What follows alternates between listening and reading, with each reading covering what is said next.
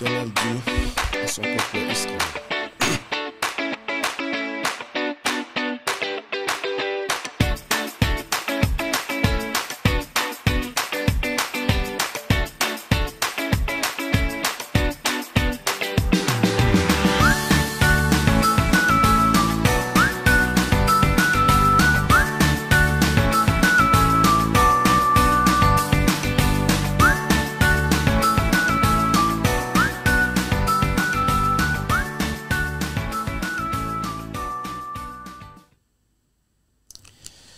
Par le prophète Jérémie, l'Éternel dit à son peuple Israël, « Je connais les projets que j'ai formés sur vous, projets de paix et non de malheur, afin donc de vous donner un avenir, de vous donner de l'espérance. » Ce même Dieu, il est le même hier, aujourd'hui et éternellement. Et c'est ce Dieu certainement que tu as rencontré, que tu adores et que tu sers.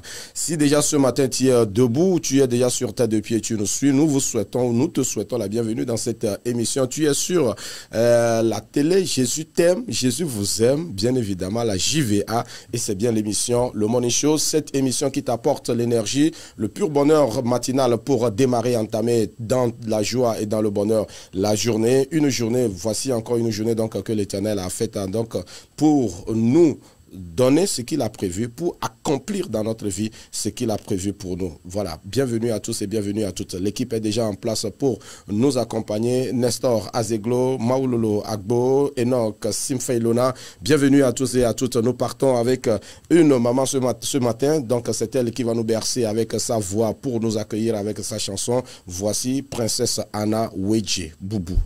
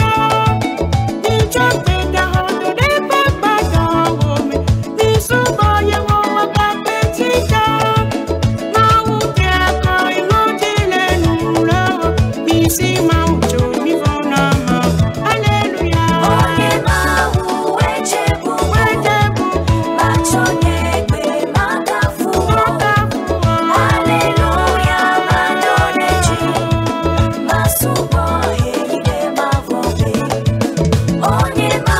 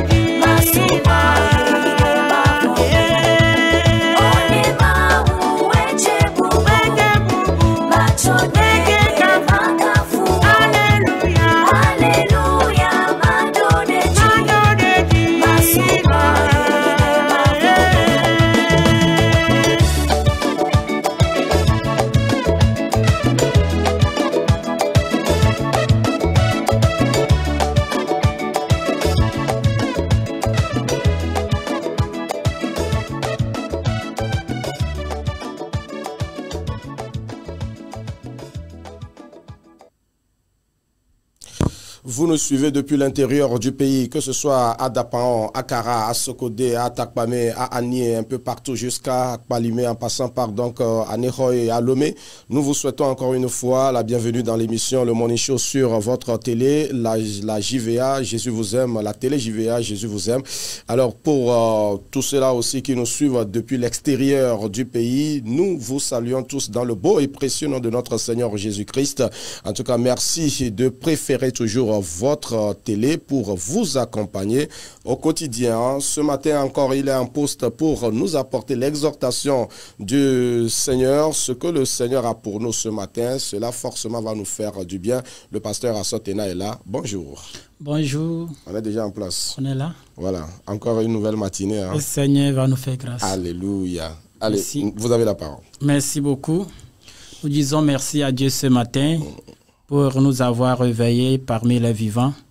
Voici le moment où nous allons prier et écouter la parole de Dieu. Merci beaucoup. Grand Dieu, nous te bénissons, nous t'exaltons pour ton amour, nous te louons pour tout ce que tu fais pour nous. Et nous nous confions une fois encore à tes bons soins. Viens et dirige-nous dans cette exhortation et permets qu'elle nous fasse du bien. Au nom de Jésus. Amen. Amen, amen, amen, amen. Soyez tous les bienvenus dans cette émission. Et le thème qui va nous diriger ce matin s'intitule « L'importance de la vie de prière quotidienne ».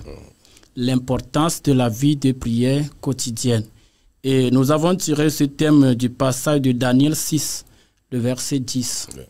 Nous lisons la parole de Dieu. « Lorsque Daniel sut que le décret était écrit, il se retira dans sa maison où les fenêtres de la chambre supérieure étaient ouvertes dans la direction de Jérusalem. Et 3 fois le jour, il se mettait à genoux, il priait et louait son Dieu comme il le faisait auparavant. » Amen. Amen. Amen. Que le Seigneur bénisse sa parole. Amen. Le thème de ce matin nous dit l'importance de la vie de prière quotidienne. Et nous voulons insister sur la vie de prière quotidienne, de façon quotidienne. Il est très important de prier en tant qu'enfant de Dieu et que nous tous, nous savons que la prière est un moyen de communication, est le moyen par lequel nous arrivons à communiquer avec notre Dieu. Et une vie chrétienne sans la prière est une vie de prière incomplète, inefficace.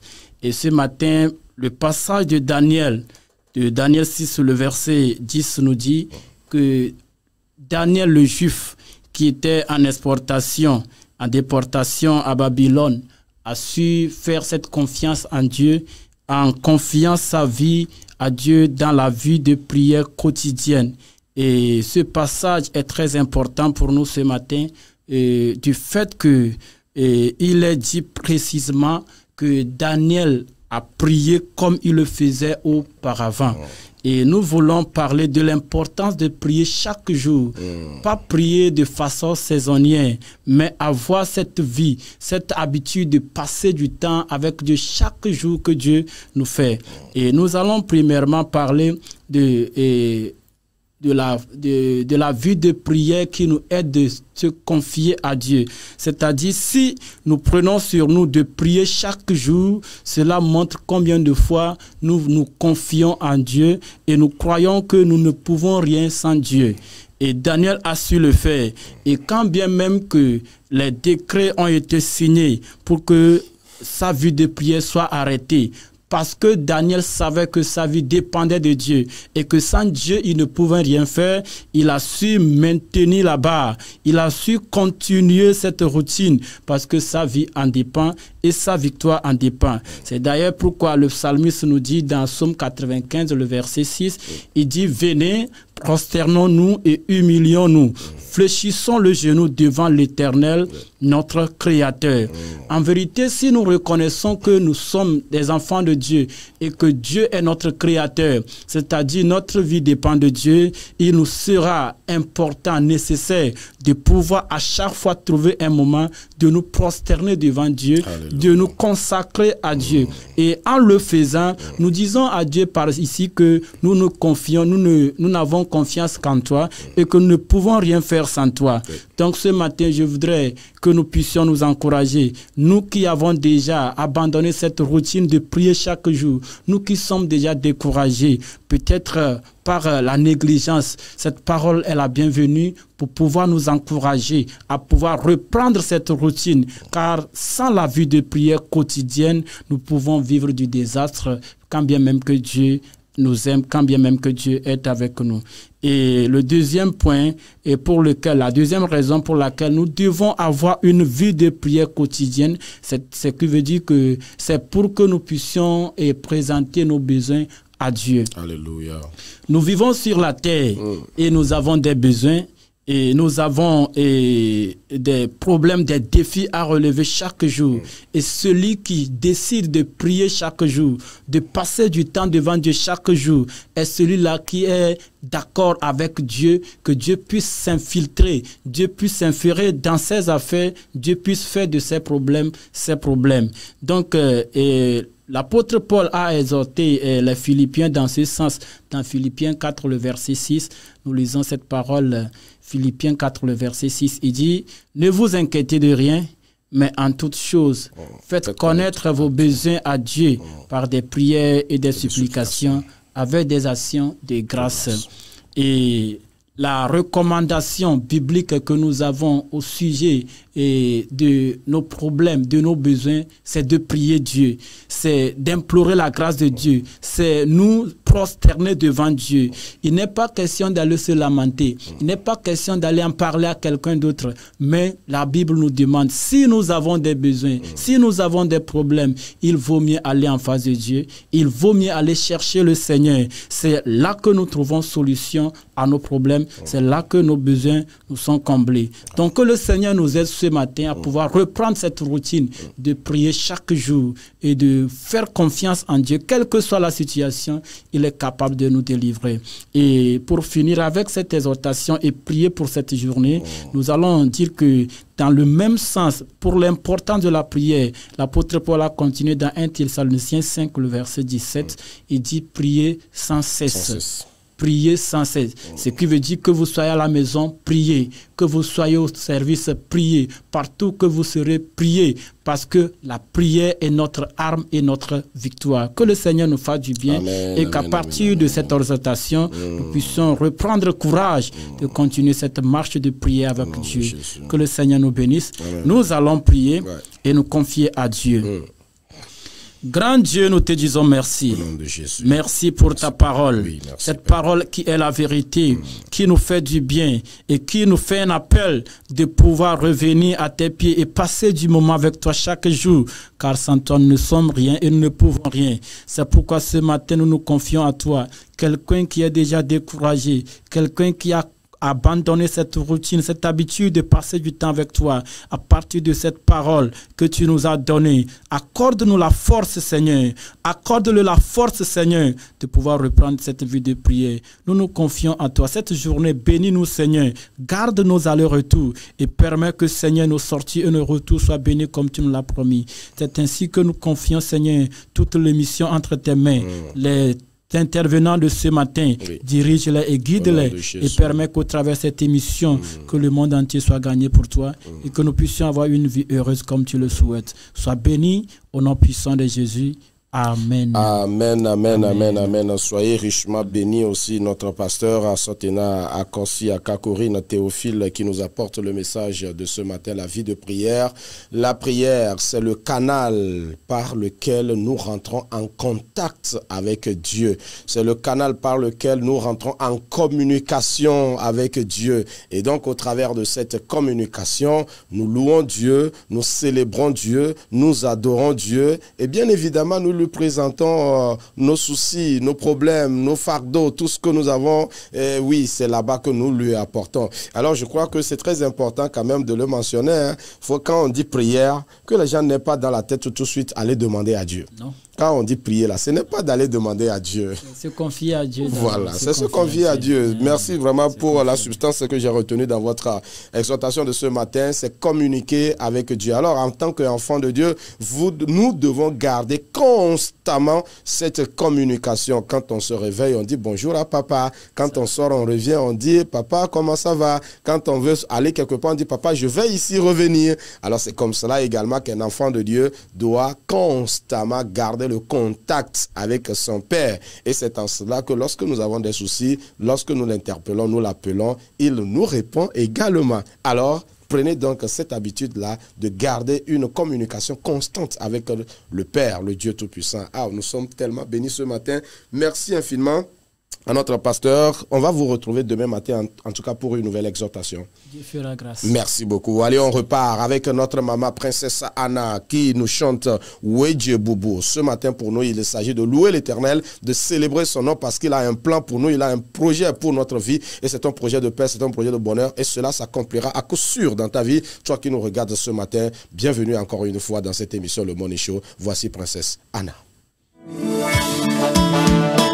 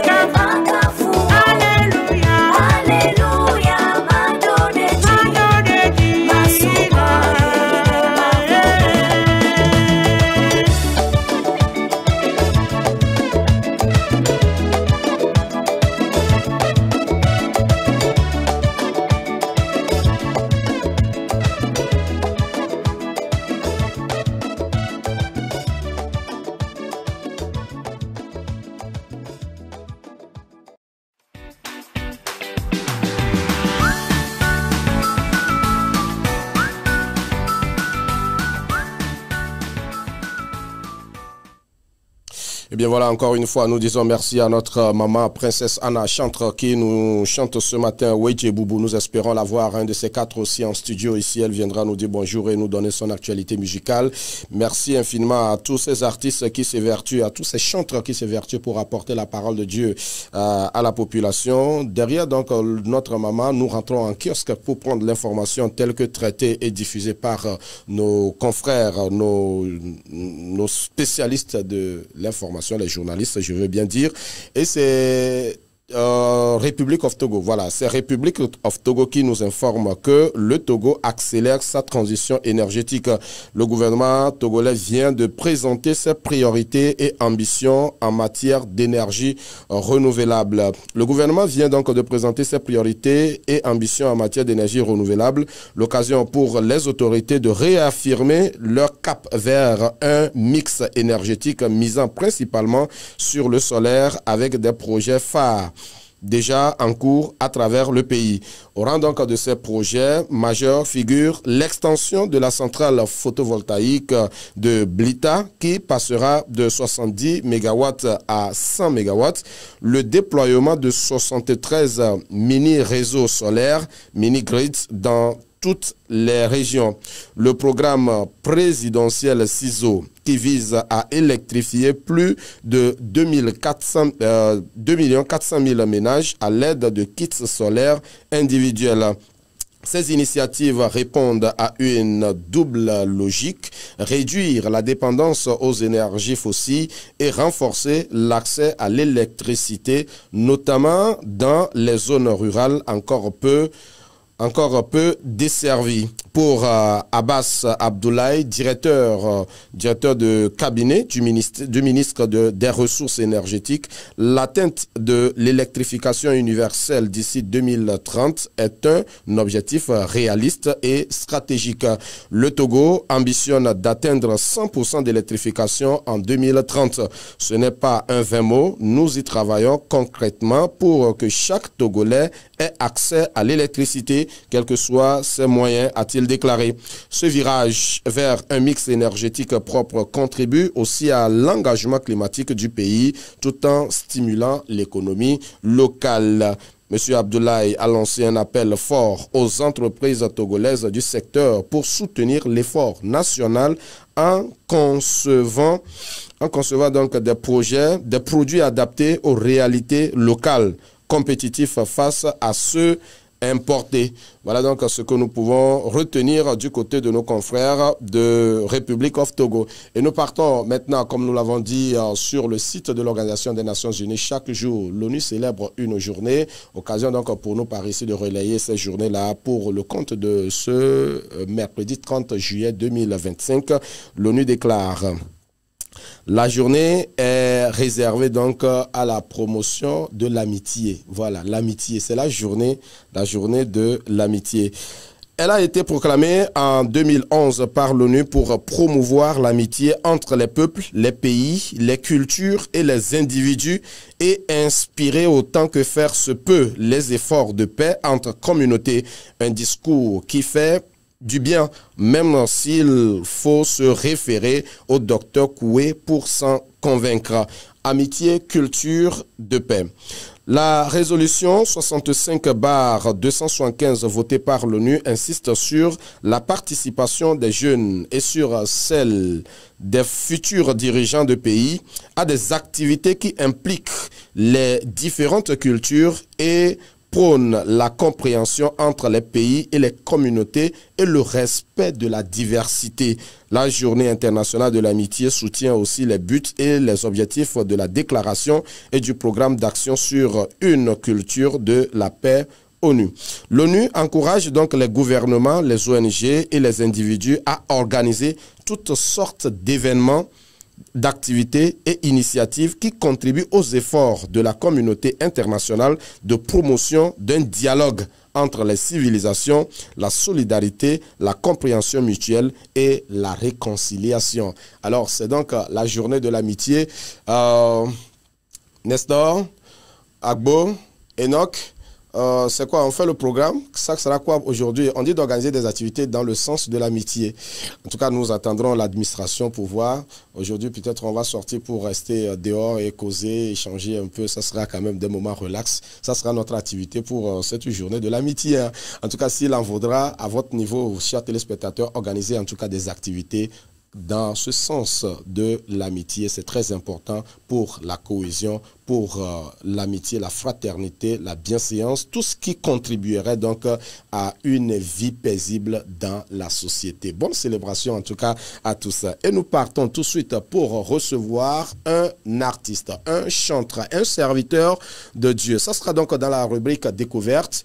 Enoch, tu me donnes le jingle et juste derrière, je vais l'annoncer. Le jingle découverte. Hein?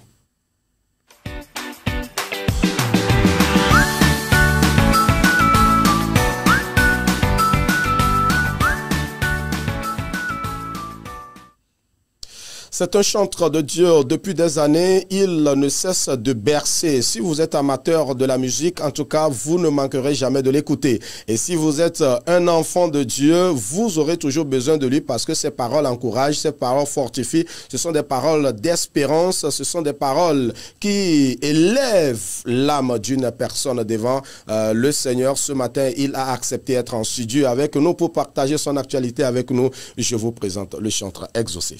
Bonjour. Bonjour Roger, bonjour à tous les téléspectateurs de la RTJVA. Voilà. Ma toute première fois d'être dans les... Oh là là, ça fait plaisir. Hein? En tout cas, ça sera aussi ma toute première fois de vous accueillir aussi. On se voit peut-être dans des mouvements, on se voit dans des activités, mais jamais on a côtoyé comme aujourd'hui. C'est ça. Alors, nous sommes très heureux de vous recevoir. L'adoration, le service pour Dieu, comment ça se passe? Ça va bien? Ça se passe à merveille. On rend grâce, sinon rien n'a changé. On garde le cap avec le Seigneur Jésus-Christ. Oui. Et notre mission, c'est de faire tout quand même pour que Jésus soit vu au travers de nos œuvres. Alléluia, voilà. Alléluia. Que Jésus soit vu au travers donc de notre vie, de nos comportements, de nos attitudes, de nos paroles, tout ce qui va avec. En tout cas, c'est Jésus-Christ de Nazareth. Nous sommes heureux encore une fois de recevoir Exaucé dans ce studio. Nous l'avions joué donc en début de cette émission, ou on va dire au démarrage de cette émission. C'était lui qui nous a bercé donc les premières heures de cette émission. Ce matin, il nous vient avec un autre titre. On va suivre cette chanson-là et juste derrière, on va l'écouter pour son actualité. Voici Exaucé dans Tu me fais du bien. Yaman, rien ne pourra m'éloigner de l'amour de Dieu manifesté à son Fils Jésus-Christ. Come on. Non, non, je désarme pas, mon Rédempteur est vivant. Pour chaque situation, il a un plan. Ni besoin ni fardeau ne peuvent empêcher ma foi, car je vis en Jésus, je prospère. Non, non, je désarme pas, mon Rédempteur est vivant. Pour chaque situation, il a un plan.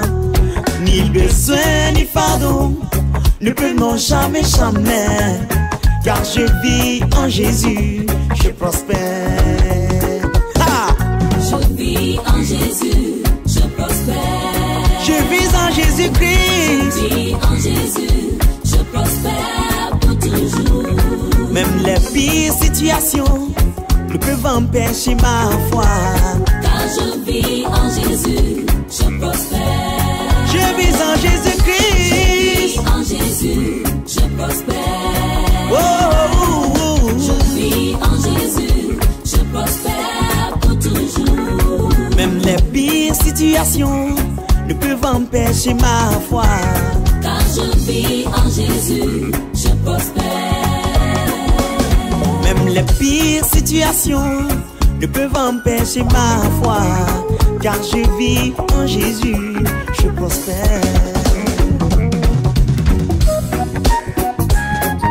Crois au Seigneur Jésus, le maître de l'univers. Voilà notre chantre exaucé. Je vis en Jésus-Christ, je prospère. Beaucoup de titres, hein, tellement que je finis par me perdre un peu dans les titres. En tout cas, la première chanson que nous avions jouée, c'était donc Tu me fais du bien, tes paroles me font du bien. Voilà. Et vraiment, c'était des paroles qui nous ont fait du bien au début de cette émission. Aujourd'hui, nous présentons encore un autre titre. Je vis en Jésus, je prospère. Il faut quand même noter que vous avez beaucoup de chansons que vous avez déjà composées. Hein. Exactement. Ouais. Exactement, oui. Déjà avec le premier album, c'était 9 titres. 9 titres sur le premier album. Oh, oui. Okay. Et donc, après ça, il y a beaucoup de singles qui sont sortis. Qui, par la grâce de Dieu, vont sortir bientôt aussi en double album. D'accord. Donc, pour l'instant, c'est un seul album avec des singles qui s'en ont suivi. Voilà. Donc, vous êtes en train de préparer actuellement un double album. Voilà. Alors, comment ça se passe la musique, le gospel, l'Otogo, les efforts, vous vous en sortez très bien? Bon, en tout cas, tu connais très bien la réponse. Tu connais très bien la réponse. La musique, quand même, sous tous les plans, quand même, c'est un défi, c'est un challenge. Et le gospel en particulier, tu sais, on a un public un peu restreint.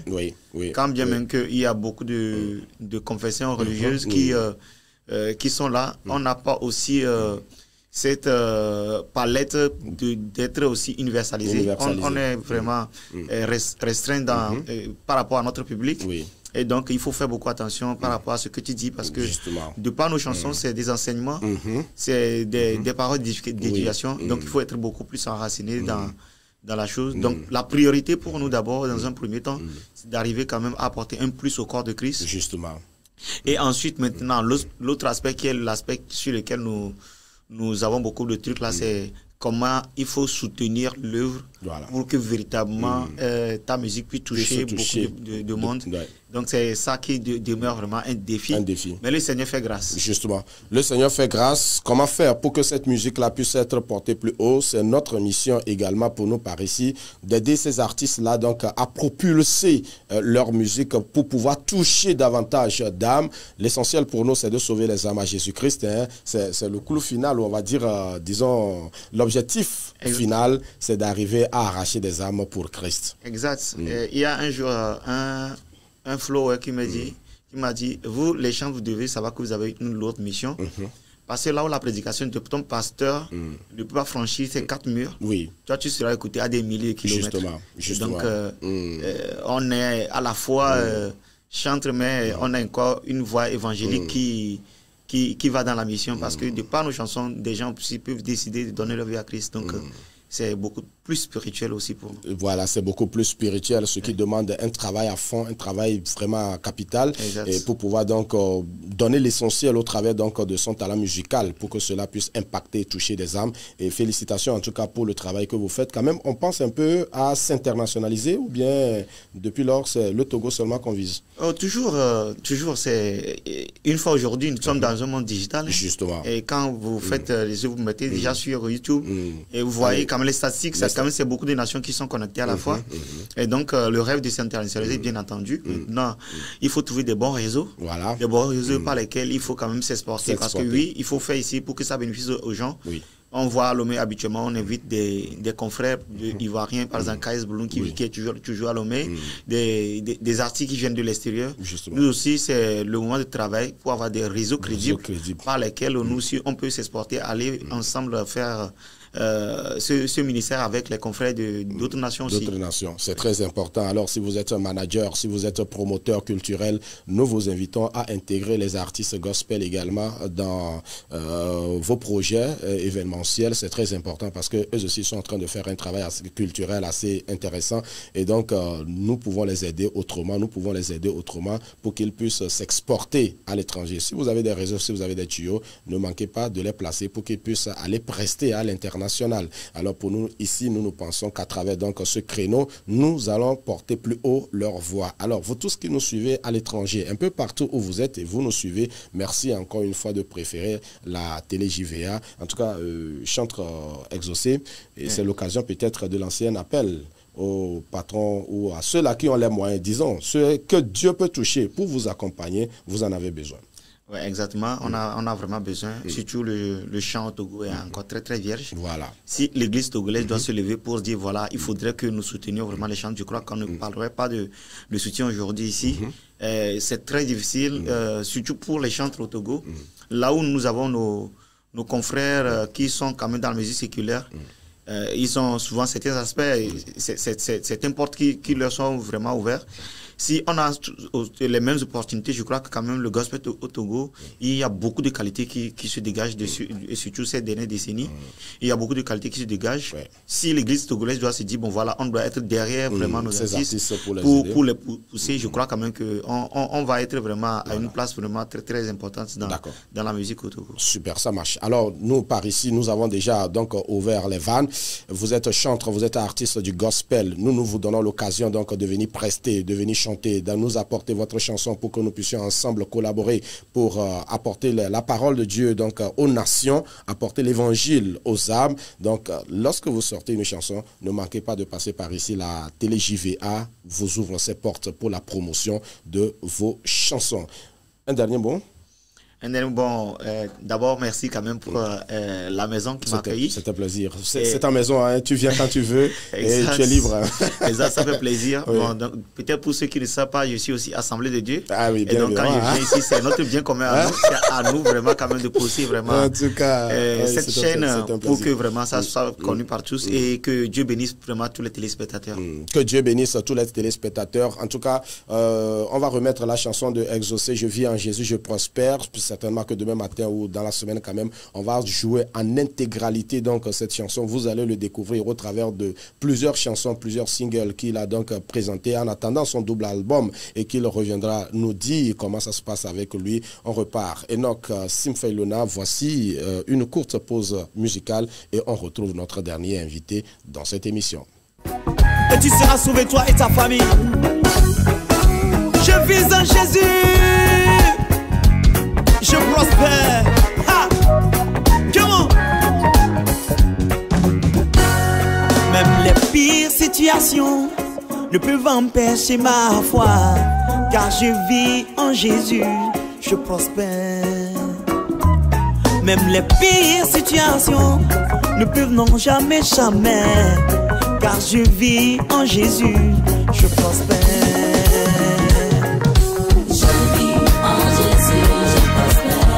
Je vis en Jésus-Christ. Je vis en Jésus, je prospère. Ah, voilà, yes, man, my godo.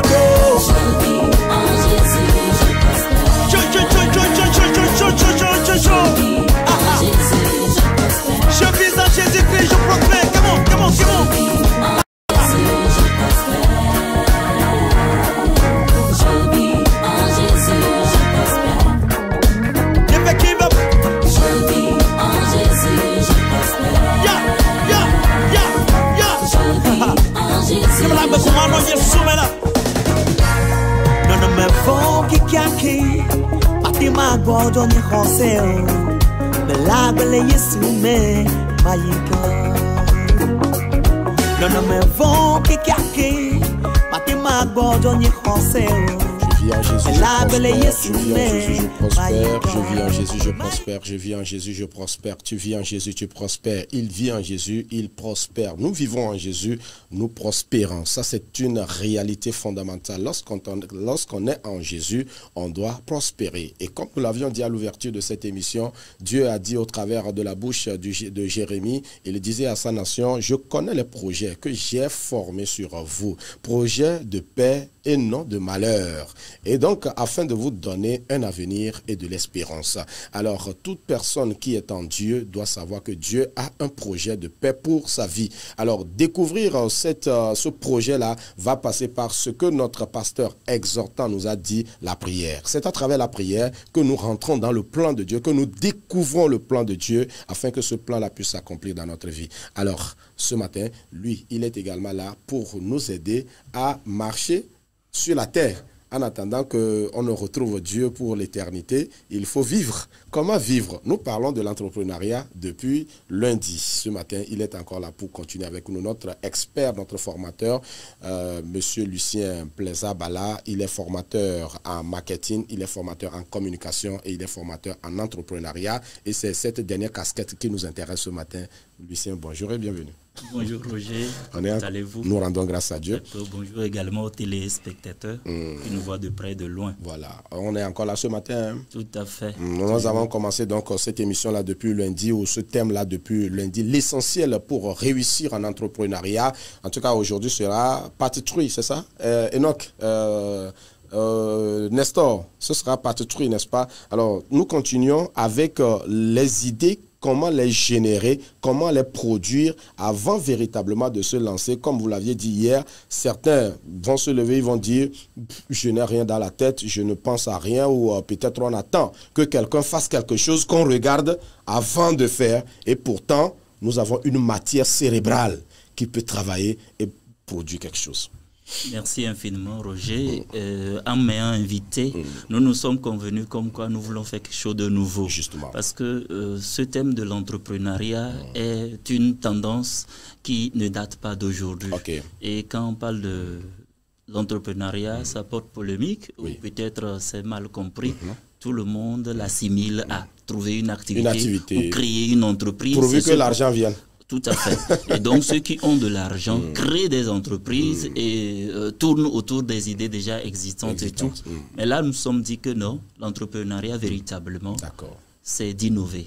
Partir du traditionnel, l'améliorer pour que ça soit quelque chose d'innovant. Voilà. Au-delà de ça, c'est générer une idée qui apporte des solutions ou une solution à des problèmes de la société et partant se faire de profit. D'accord.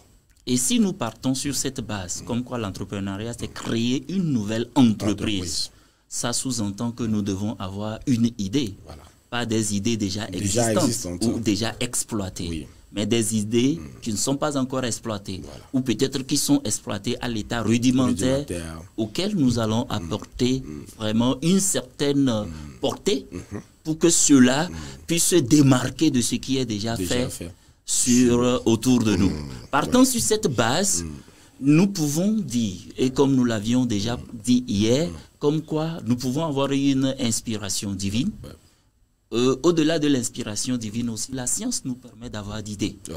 Et là, hier déjà, nous parlions de l'observation de la vie économique. Qui est d'observer les offreurs et les demandeurs. Lorsque, dans un domaine spécifique, il y a plus d'offreurs que de demandeurs, je ne m'y aventure pas. Lorsqu'il y a plus de demandeurs que d'offreurs, là, je sais que c'est un créneau porteur où je peux m'y aventurer. Ça, c'est plus par rapport aux hommes d'affaires. Maintenant, par rapport à quelque chose qui peut répondre à un besoin non satisfait. Nous précisons que non satisfait, puisque c'est jusque-là à l'état rudimentaire, ou peut-être qu'il n'y a même pas de solution à ce besoin. Qu'est-ce qu'il faut faire? Nous pouvons utiliser cette technique que nous appelons le brainstorming. Le brainstorming. Oui. Voilà. C'est une technique qui nous permet de travailler en groupe où des gens vont proposer des solutions.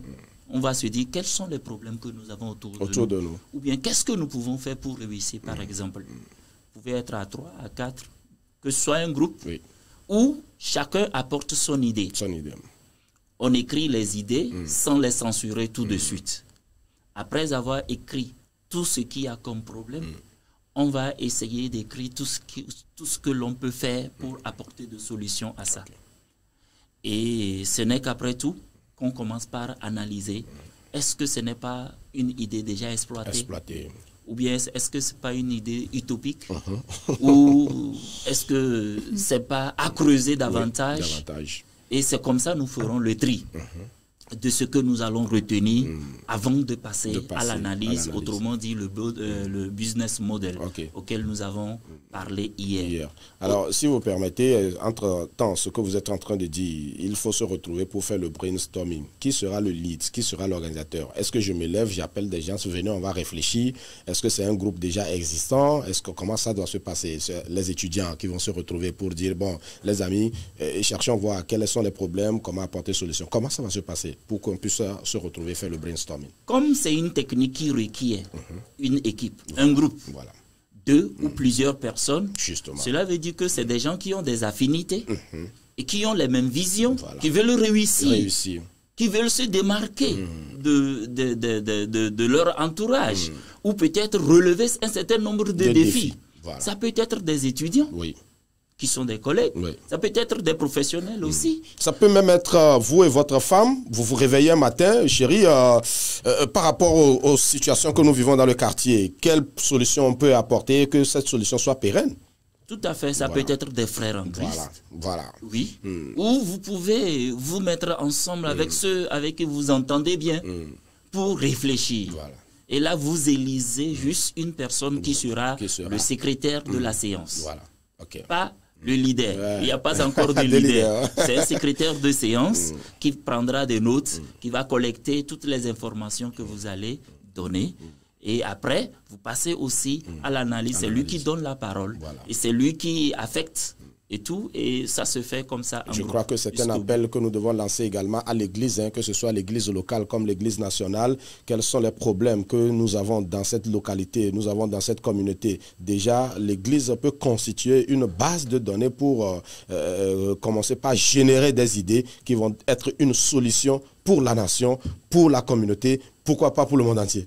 Oui, si seulement ils ont cette si seulement on doit l'avoir. Nous sommes appelés à ça. L'Église a cette vocation, tant mieux. Nous sommes appelés à donner quand même des solutions à la société. Mais les membres peuvent se mettre ensemble. Pas au nom de l'entité Église, mais entre membres, ou peut-être c'est un groupe, sous-groupe. De l'Église peuvent avoir de vision en ce sens. Voilà, c'est très important et c'est une source de génération d'idées. On continue s'il vous plaît. Oui, hier aussi j'avais mentionné l'observation du milieu du travail où l'on peut détecter quelque chose et penser à innover ou penser à surfer sur ce qui est déjà existant. Je passe dessus parce que nous l'avons déjà explicité hier.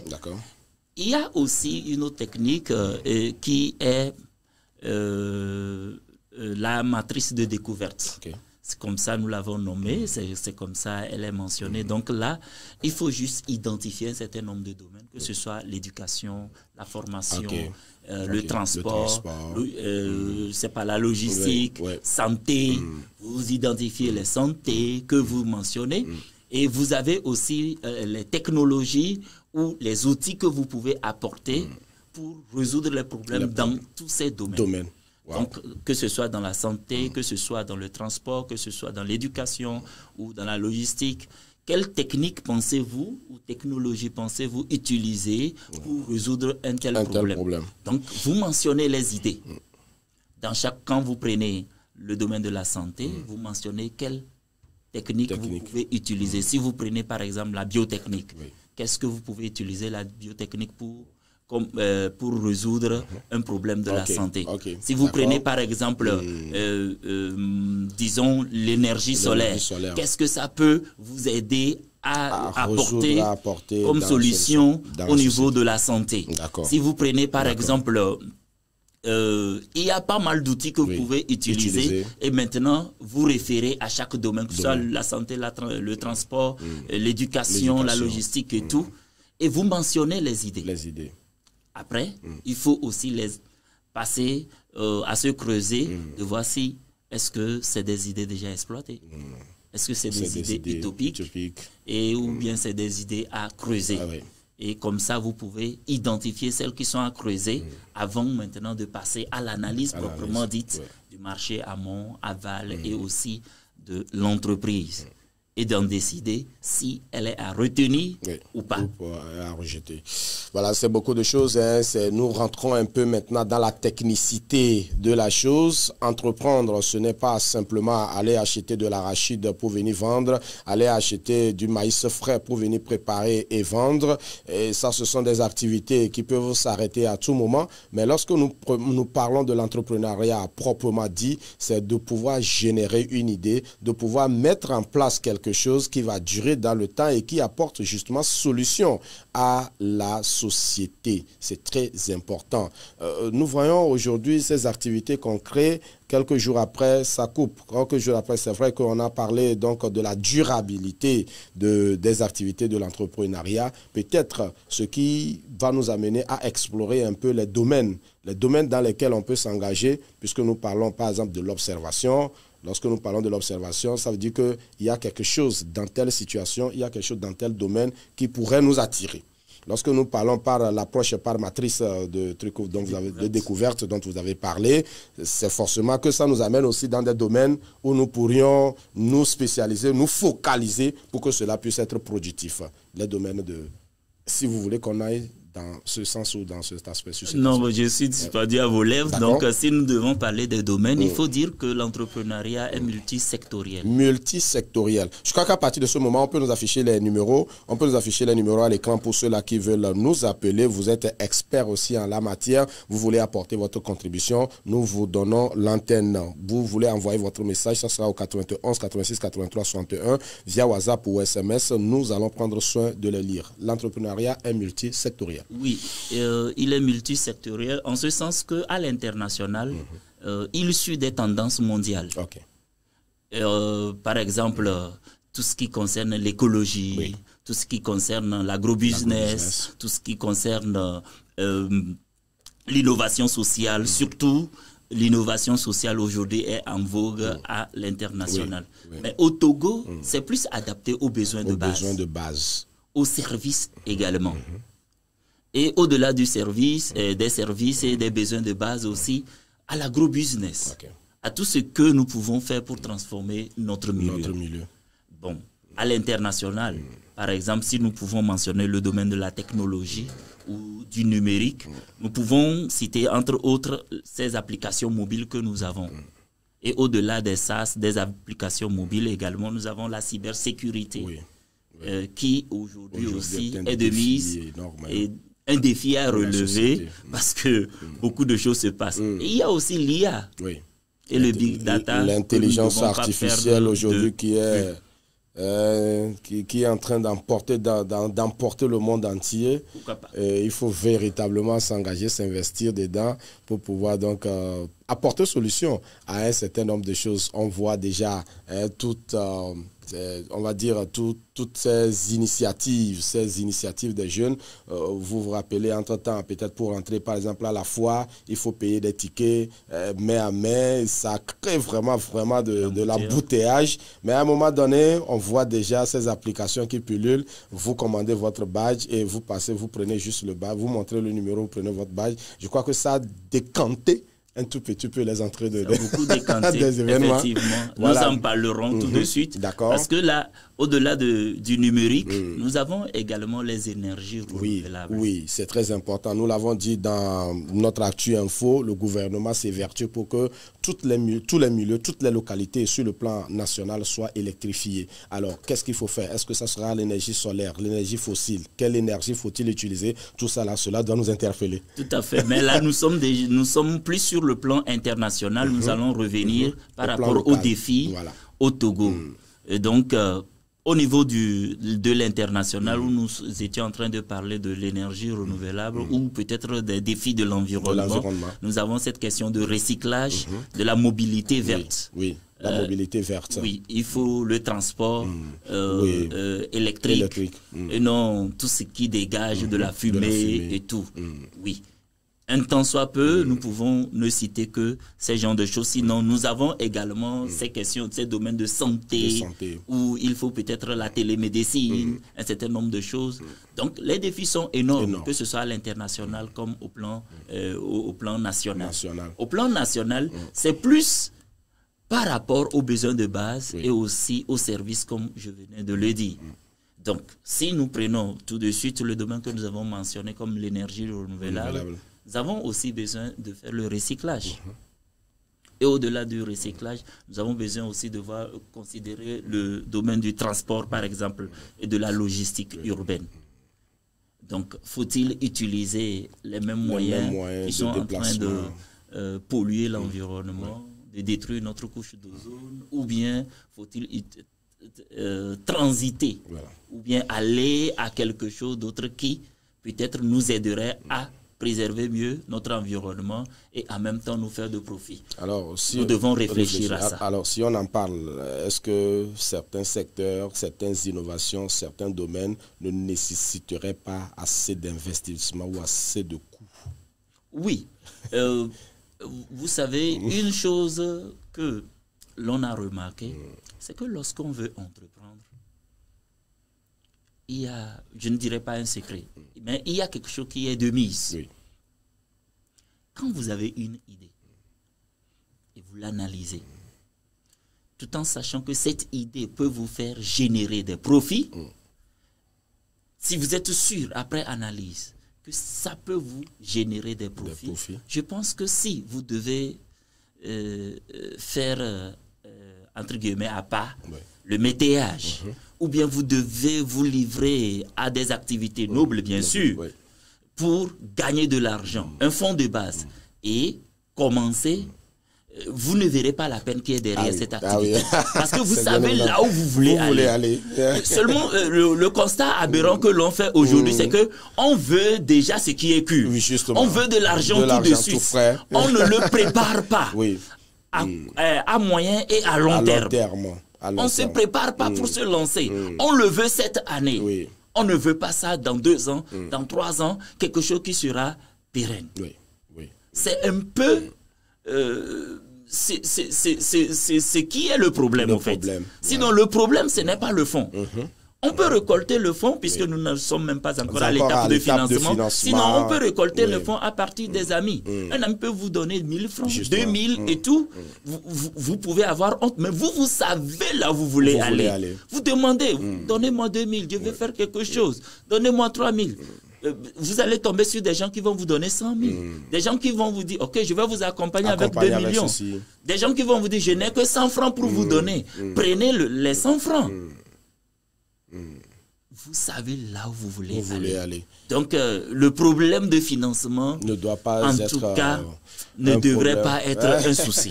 Ah oui, et cela me rappelle l'histoire de, comment si je vais aller sur le terrain footballistique, la Fédération togolaise de football, entre-temps avec l'ancien directeur technique national, je perds un peu le nom, et il a élaboré un projet de construction d'un stade,